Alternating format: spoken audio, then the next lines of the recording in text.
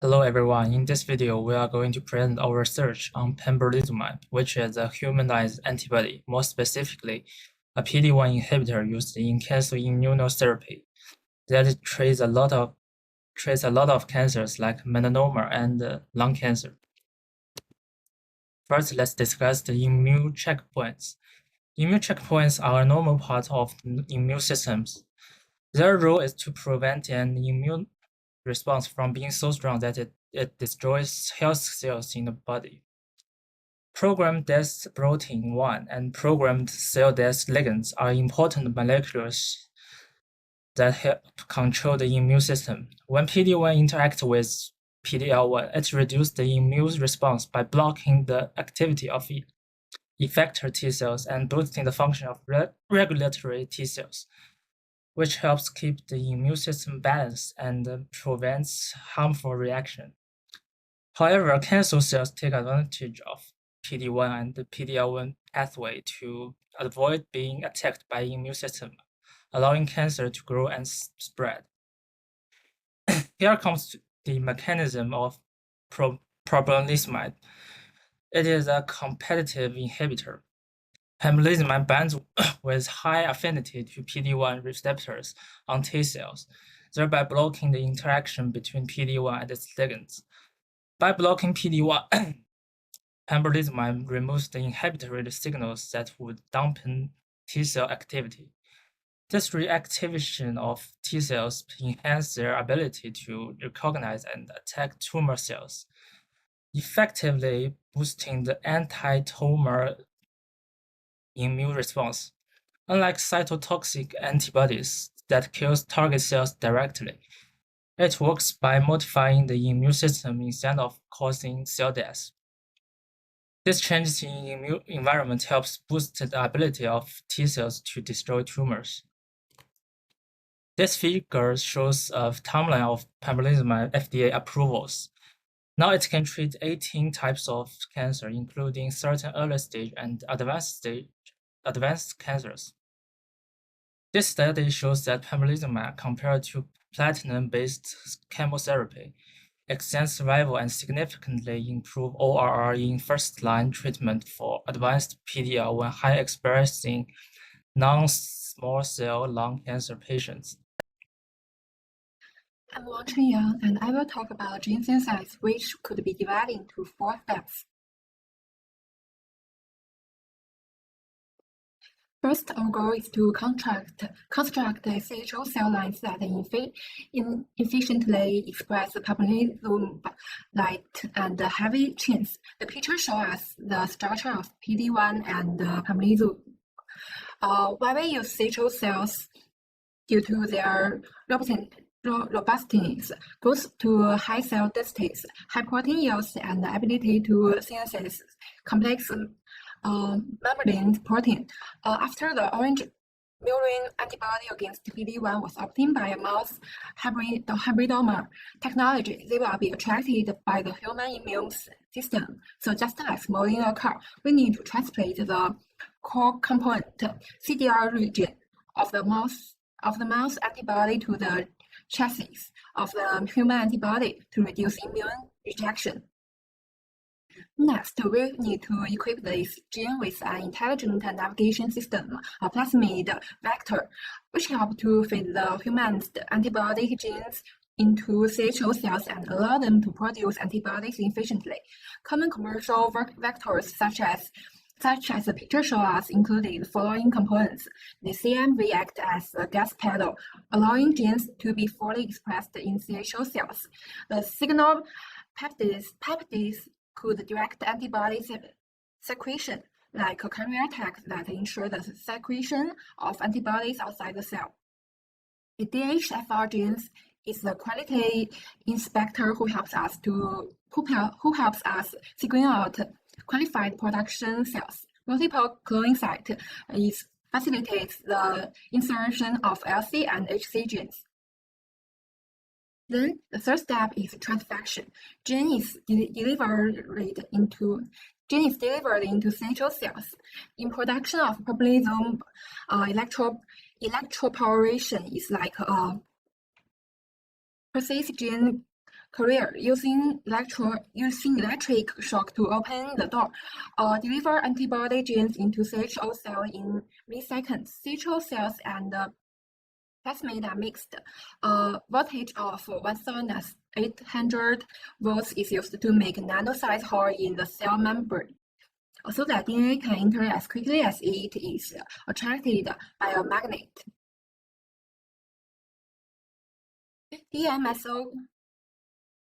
DMSO can increase efficiency of transgene expression when it is used as an additive in electroporation of various host cells.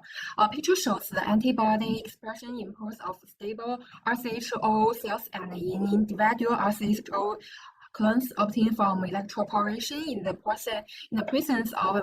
absence of DMSO, from which we could see that DMSO used electroporation significantly increased the stable expression of antibodies and the antibody expression in single-cell divided cell clones.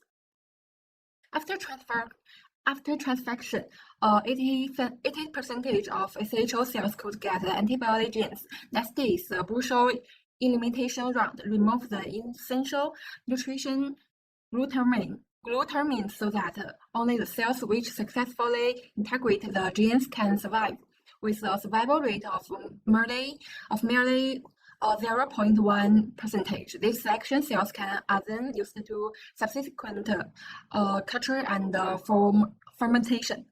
Hello everyone, my name is Liu Yao, and I would like to introduce the upstream fermentation process. Pumpernickel MEMB is mainly produced by CHO cells cultural technology, in which the fermentation process is the key step. In this process, expanded cultured cells are transferred to the large bioreactor, where various states are controlled to enable the cells to produce pumpernickel MEMB under optimal conditions. And for the large-scale bioreactor culture, in the industrial single-use stirred bioreactors are used in at least 70% of the processes to avoid product cross-contamination and to improve production efficiency. And continuous perfusion technology has been shown to maintain higher levels of cell density, product quality.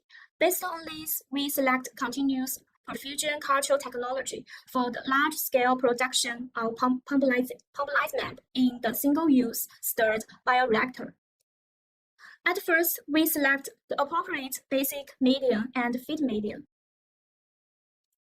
Secondly, when designing a bioreactor, these data like the temperature, pH, DO, stirring rate, perfusion rate, cell density need to be controlled in addition to agitation and agitation. The figure illustrates the CHO cells perfusion culture process for the production of pumpernickel MEMB, which is broadly divided into 4 parts: bioreactor culture, perfusion, nutrient supply, cell retention and isolation, and product collection and purification. For the bioreactor culture, the bioreactor is a production facility for CHO cell growth and antibody synthesis. The online control system, which can give real-time regulation of perfusion rate, cross-monitoring the cell growth status, antibody expression, and media composition. For the pH control, it can maintain the appropriate pH in the bioreactor by adding alkaline solution to ensure the stable environment for cell growth. And for the PCO2 and DO control, it can admit air to regulate the partial pressure of carbon dioxide and the level of DO in bioreactors to meet the needs of cell metabolism. And for the perfusion nutrient supply, the perfusion medium, which can enter the bioreactor at a set rate to provide the cells with nutrients continuously. For the culture breeze, continuously circulating between the bioreactor and ATF systems to ensure full contact between cells and nutrients. For the 3 parts, cell retention and isolation, the cell retention, the ATF system is adapted to achieve cell retention through ATF hollow fibers, and CHO cells are retained in the bioreactor. For the waste liquid discharge during the cell retention process, the culture liquid containing waste is discharged from the system to maintain the stability of the environment, and it can avoid the accumulation of the waste that may cause inhibition of cell growth and antibody production. For the last part, the product collection and purification. Harvest after cell retention, the cultural liquid containing metabolism is collected at this time. In addition to these products, the harvest liquid may also contain a small amount of cell debris and other impurities. Then for the purification, the harvest liquid is processed through a series purification devices to remove impurities and obtain the high quality and high purity product. It will be an important part of the next stage. Therefore, the next student will introduce the downstream process. And relative to upstream, downstream refers to the later stage of the production process. These steps may include but are not limited to centrifugation, filtration, chromatography, and crystallization. For today's process, we mainly use chromatography for separation. And as the first and most important step in the downstream process, this technology relies on the strong binding affinity between the antibody Fc region and protein A, primarily used for capturing the target antibody and removing most impurities. And we can see in the picture that this is protein A, and this is the antibody we need. Protein A captures the target antibody and also removes most impurities here. And the second step is ion exchange chromatography. It is based on charge interactions. This subsequent step further purifies the antibodies based on charge differences, effectively removing contaminants and impurities. To understand this principle of the method, you can imagine it like a magnet. This is a magnet that attracts the molecules we need, and then we add some salt to it. The salt will eagerly bind to the magnet, pushing the target molecules off, allowing us to separate substances with different charges. And the last step is size exclusion chromatography, which is SEC. It serves as the final purification step, where antibodies are separated based on their size to achieve high resolution and effective separation without causing aggregation or damage to their proteins. The flow rate during SEC is carefully controlled to be low, and typically ranging from 0.5 to 2 millimeter per minute. So let's come to the model of quality control in production process of metabolism. Well, the quality control in production process of metabolism, TQC, is the use of modern scientific management methods and technique to detect and analyze errors in the process, control and analyze various aspects related, and ensures the accuracy and the reliability of experimental results. It's also known as the laboratory quality assurance. It can be divided into the parts of cell culture states, like the cell life stability, culture conditions, metabolities, microbial commentations, and process testings, and regular evaluation should be conducted during the production process. And the final product testing, it contains the conduct a comprehensive analysis of the final product, including purify and efficient and the sterling testing to comply with the regulation standards. So let's come to the formats of cell culture states, the parameter of cell density, cell availability, glucose concentration, lactic acid concentration, and the microbial contamination. So it should be used for this test mass and standard range and typical data in order to compare with the data to make the qualify of this data. So look at the formats. These data are all passed and it makes a good qualification. So let's come to the process testing with the parameter of HCP residue, DNA residue, protein A residues, and profile and YQ contents. So these data are also qualified. And here is the standard range of this data, and this is the test method. And here's the preparation and the filling of pH, humidity, pressure, stability, visible foreign matter with a pH value, humidity, pressure, aspective, visible foreign matter with this typical data. So that's the point of final product testing. The production of permeabilism with the storage conditions of 2 to 8 temperature. And it has the time limits with months and the property, aggressive biological activity. So during this temperature, it has different data, and all these data are quality. So comply with the regulatory requirements such as ICH, Q6B, and USP. Well, in recent years, permeabilism has made significant progress in clinical practice and has widely used in treatment of various malignant tumors. Now, not long ago, there were some significant changes in the medical insurance policy for permeabilism. This new medical insurance policy will also bring some positive impacts. On the other hand, the increased policy will also bring some positive impacts. Insurance will build more demand from the patients, thereby increasing market demand and deriving the company's growth in the domestic markets.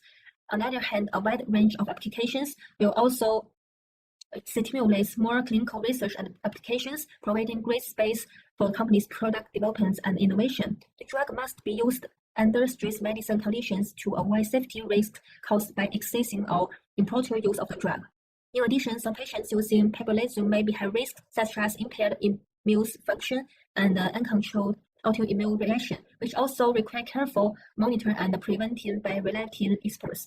Therefore, all aspects need to pay attention to the actual application and the safe use of this drug and the continuous strengthen supervision and management. So there are many excellent companies dedicated to producing these drugs. For example, look at this company about Xiamen Lunchangshuo Biotechnical. It's a biotechnical company that integrates research and development, production, sales, service, and brand agency. Currently, it can provide high-quality products and services such as various antibody and immune-related detection, fetal brain sermon, animal sermons, converting the field of molecular biology. It has made great progress in permeabilism. So, permeabilism has become a new backbone for immune therapy due to its unique mechanism of action, significant clinical efficiency, and a wide range of applications. So here are our reference. Well, thanks for listening.